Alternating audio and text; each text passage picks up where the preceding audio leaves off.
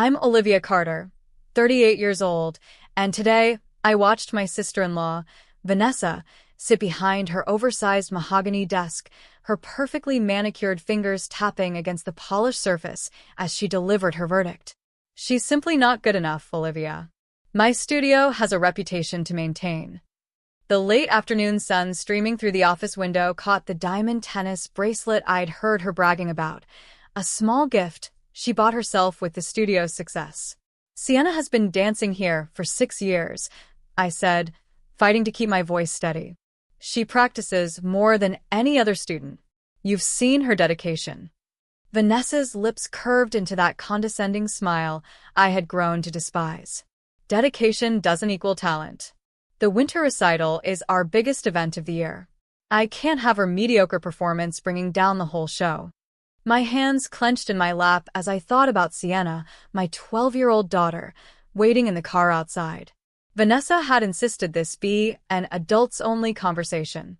My daughter, who spent every spare moment practicing, who begged for extra lessons, who danced in our garage until midnight because she was determined to perfect her technique. This isn't about talent, I said. This is about your ego. Vanessa's smile vanished. Excuse me? Ever since Sienna won the regional junior solo competition last spring, the one where your daughter, Camille, placed third, you've been finding reasons to criticize her. That's ridiculous, Vanessa snapped, but I caught the flash of anger in her eyes. Camille's setback was temporary, she added hastily. She was recovering from a sprained ankle. Everyone knows she's the more talented dancer. Of course. Camille, Vanessa's pride and joy, who had been handed leading roles since she could walk, who never had to audition, who never had to prove herself because her mother owned the studio. Sienna earned her spot in that competition, I continued, just like she earned her place in this recital. You can't just kick her out 3 weeks before the show. Vanessa stood up, smoothing her designer blazer. Actually, I can. My studio, my rules. Sienna's just not up to our standards. Perhaps you should look into some recreational dance classes at the community center. Something more her speed. The dismissal in her voice made my blood boil. This wasn't just about a dance recital. This was about Vanessa's need to ensure her daughter always came first, always shone the brightest. She had been this way since she married my brother, Adam, 5 years ago, constantly competing, constantly proving her family's superiority. Sienna's already memorized her solo, I argued. She's been rehearsing with the group for months. What am I supposed to tell her? Vanessa shrugged. Life isn't fair. Better she learns that now. Besides, this will free up the solo spot for someone more deserving. Like Camille. She didn't need to add it. I already knew. I stood up, my chair scraping against the hardwood floor. You're making a mistake. No, Olivia, she said, her voice dripping with false sympathy. The mistake was letting Sienna continue this long when she clearly doesn't have what it takes. I mean, really, look at her body type. She'll never have a dancer's build like Camille. That was it.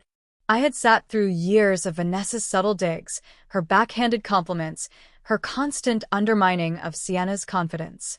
But body-shaming my 12-year-old daughter? That crossed a line. We're done here, I said, my voice ice cold. You'll have our withdrawal paperwork tomorrow. Vanessa's eyes widened slightly.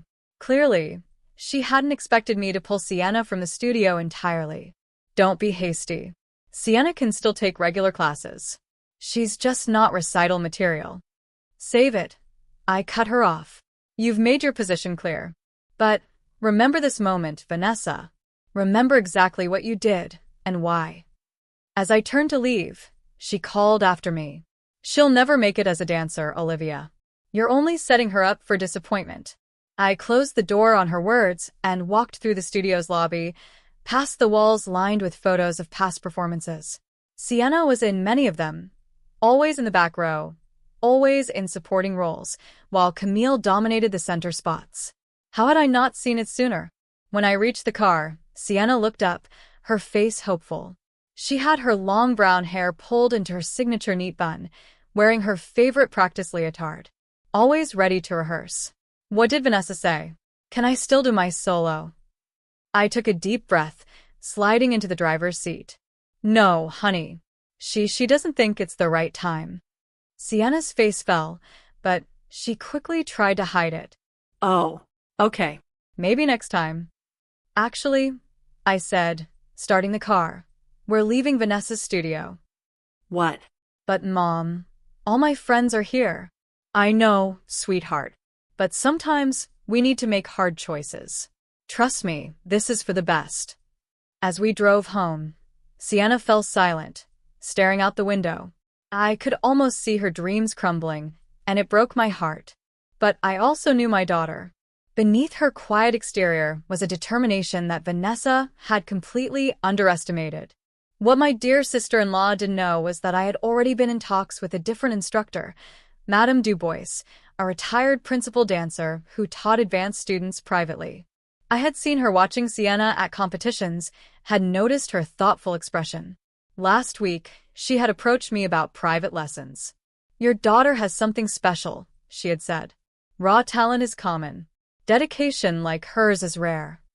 I glanced at Sienna in the rearview mirror, saw the tears she was trying to hide, and made a decision. Vanessa thought she was crushing a young dancer's dreams. Instead, she was about to witness what happens when you push someone to prove you wrong. How about we stop for ice cream? I suggested. I have something exciting to tell you about your dance future.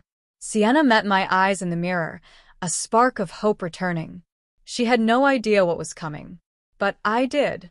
And in 3 months, at the National Youth Dance Competition, Vanessa was going to learn exactly what she had thrown away. 3 months later, the auditorium buzzed with excitement as dancers warmed up backstage, stretching, practicing turns, and mentally preparing for their performances. The National Youth Dance Competition was the kind of event where careers were launched, scholarships were earned, and reputations were solidified. And tonight, Sienna Carter was about to take the stage. I sat in the audience, my heart pounding as I glanced toward the VIP section where Vanessa and Camille sat, poised and confident. Camille was set to perform later in the evening, but she had no idea what was about to unfold. From the moment Sienna started training with Madame Dubois, everything changed. The retired principal dancer had unlocked something in her, a fire, a confidence, a new level of precision that even I hadn't seen before. Sienna had flourished under her guidance, pushing herself harder than ever. And when Madame Dubois suggested entering her into the National Youth Dance Competition, there had been no hesitation. Now, as the announcer called her name, I held my breath. Sienna stepped onto the stage in a flowing sapphire blue costume, the light catching the delicate beating as she took her opening position. The music began, a hauntingly beautiful melody, and from the first movement, she commanded the stage. Her lines were exquisite, her turns sharp and controlled, her expression full of raw emotion. Every movement told a story, every leap defied gravity. The audience was spellbound. I sneaked a glance at Vanessa. Her expression had shifted from casual disinterest to stunned silence. Camille sat stiffly beside her, her hands clenched into fists. By the time Sienna landed her final pirouette and melted into the closing pose, the entire auditorium erupted in applause. The judges nodded approvingly, some even whispering to one another. Vanessa's lips were pressed into a thin line, her nails digging into her armrest. Sienna had just stolen the show. The award ceremony came quickly, and as they announced the winners, I squeezed my daughter's hand. 3rd place came and went. 2nd place. Camille's name was called, and the polite applause followed as she walked onto the stage to accept her trophy. Her expression was tight, controlled, but I knew her well enough to recognize the disappointment lurking underneath. And now, the announcer said, his voice brimming with excitement, our 1st place winner for the junior division, Sienna Carter. Tears sprang to my eyes as Sienna gasped, her hand flying to her mouth in shock. The crowd roared, and as she stepped forward to receive her trophy, she turned to look at me, her face glowing with joy. Vanessa was frozen, her expression unreadable, but I knew this moment was a reckoning. She had tried to crush my daughter's dreams, but instead, she had fueled something unstoppable. After the competition, as we made our way through the congratulatory crowd, Vanessa approached, Camille trailing behind her. I braced myself. She did well, Vanessa said, her voice strained. But let's be honest, Olivia. One win doesn't mean she's cut out for this. Sienna stepped forward, her eyes fierce. I guess we'll just have to keep proving you wrong then. I smiled, slipping my arm around my daughter. That's the thing about Sienna, Vanessa. You underestimated her once. You won't get the chance to do it again. As we walked away, I knew this was only the beginning.